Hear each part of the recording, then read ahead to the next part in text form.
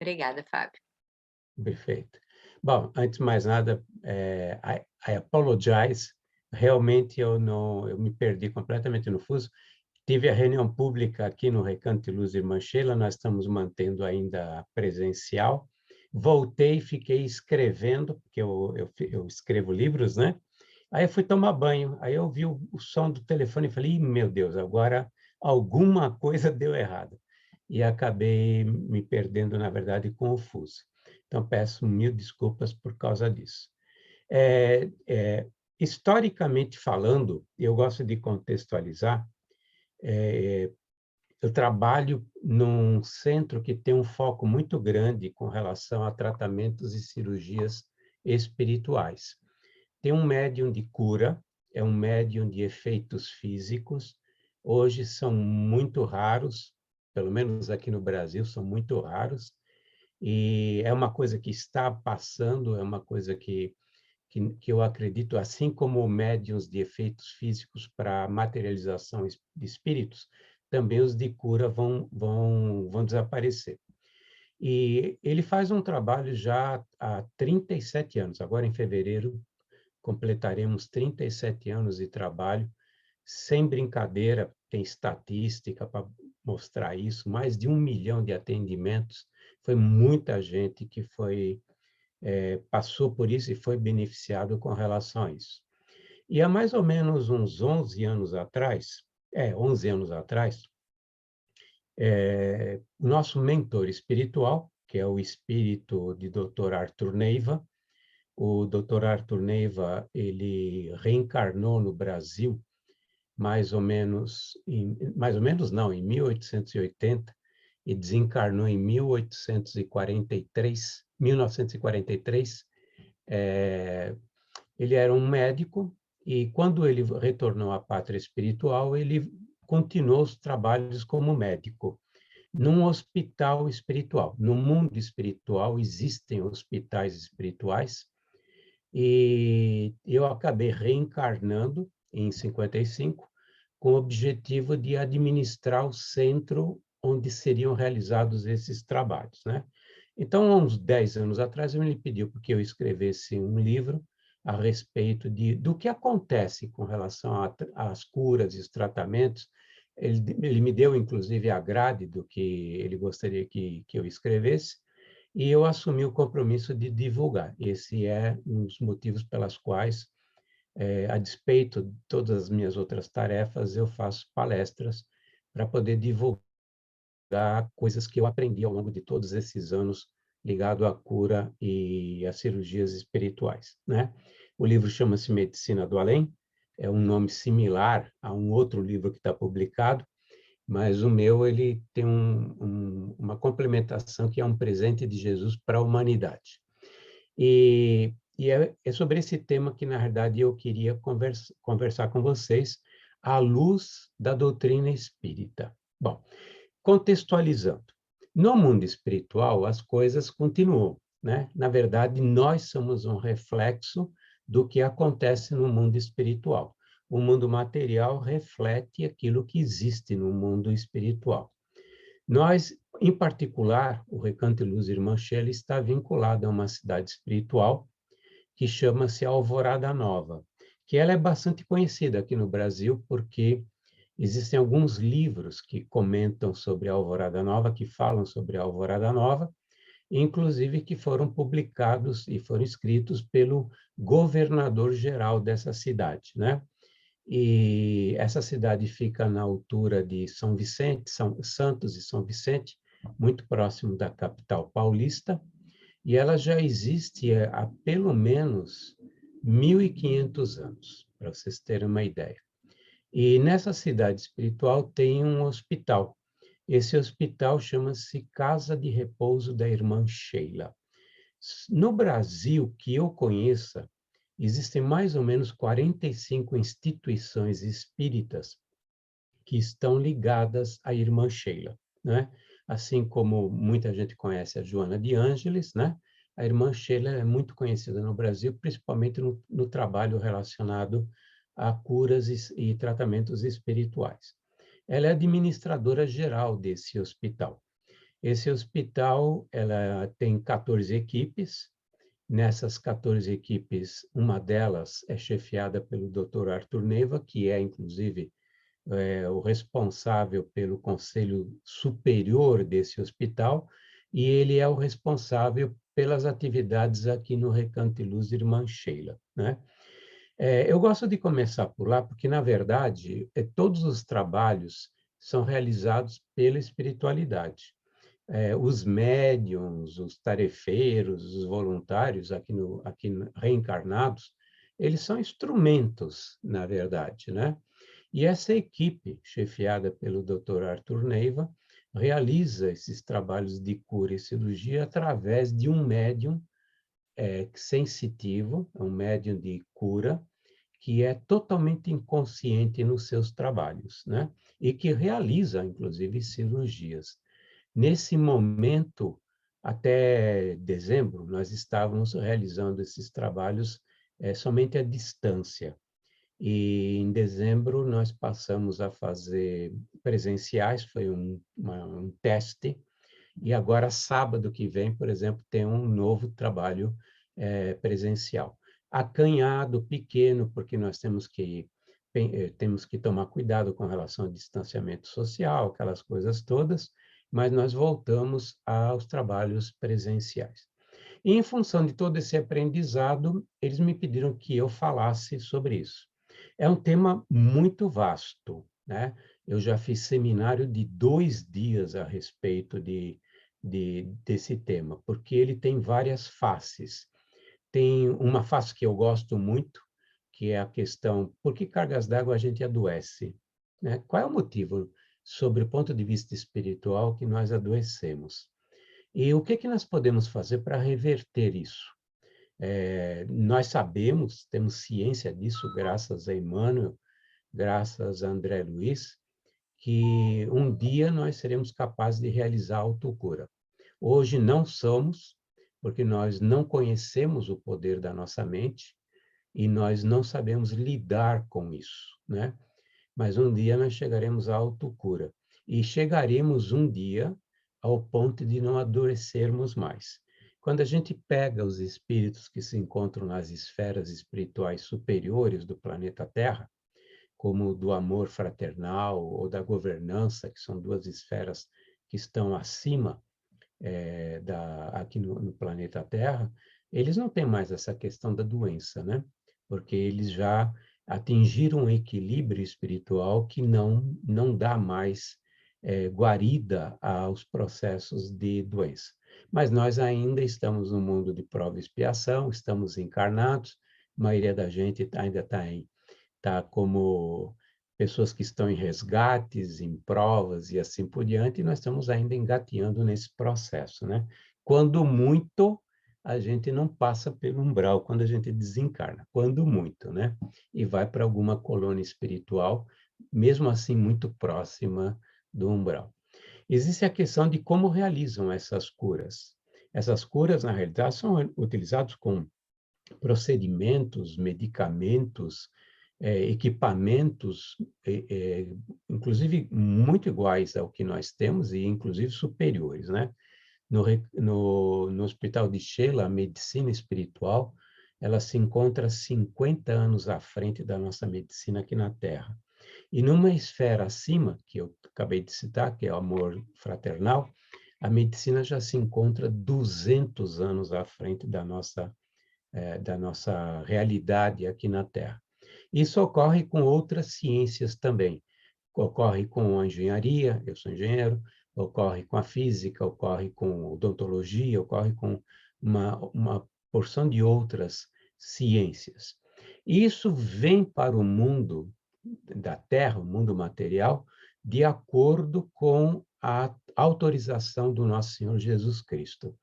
Ele sabe dos nossos programas reencarnatórios, sabe dos programas coletivos, né, que nós temos que viver, como é o caso, por exemplo, do Covid nesse momento, e aos poucos ele vai permitindo que nós, encarnados, tenhamos acesso a essa ciência, né? Por exemplo, o câncer. A cura do câncer já existe. No Hospital de Sheila, isso é uma realidade. É um remédio, inclusive, não é um procedimento cirúrgico, é um remédio, mas nós não temos aqui na Terra esse remédio, né? Nós temos a quimioterapia, que são bastante eficaz, mas ainda é paliativa. Temos a parte cirúrgica, a radioterapia, mas isso é um remédio para isso. E nos tratamentos de cura e cirurgia que ocorrem em muitos centros espíritas, quando é permitido, ele é utilizado nos pacientes. Por isso que ocorre, por exemplo, curas no Frei Luís, no Rio de Janeiro, no MAP, no Rio de Janeiro, no Sheila, aqui no Recanto e Luz Irmã Sheila, ou no Embu das Artes, ou lá em Franca, com o Berbel, né? E aconteciam com o João de Deus também, né? Porque, apesar do que aconteceu, havia muita gente do bem realizando trabalhos lá, né? Então, quando é permitido, esses remédios são utilizados, os procedimentos cirúrgicos são utilizados. E tudo isso tem a ver com as nossas necessidades reencarnatórias, né? Assim como, para quem é vidente, dentro de um centro espírita, ele enxerga equipamentos. Numa sala de passes, são instalados equipamentos que fazem, que realizam tratamentos médicos naqueles que estão tomando passe. Basta que o centro tenha um certo equilíbrio, uma certa estabilidade, que se crie uma egrégora que seja favorecida, né? Que favoreça os trabalhos de cura, a espiritualidade realiza aqui e em centenas e centenas e centenas de outros centros espíritas. Então, na realidade, existe uma ciência por detrás disso. Não existe, na realidade, uma filosofia ou coisas que são do além, que a gente não entende, não vê, coisa e tal, né? E para nós que vivemos essa realidade, ela é bem tangível, né? Eu vou pegar um exemplo. O Divaldo Pereira Franco, que vocês devem conhecer, porque ele circulou. Agora ele está meio parado, mas ele circulou pelo planeta inteiro fazendo palestras, fez um trabalho maravilhoso, está fazendo um trabalho maravilhoso de divulgação. Ele sempre conta, sempre no sentido, ele já contou várias vezes a respeito de um tratamento que ele fez para o câncer. Em 1954, ele teve um câncer nas cordas vocais. Ele estava em São Paulo, realizando palestras, e de repente ele perdeu a voz e ele começou a sentir pontadas muito fortes, 1954.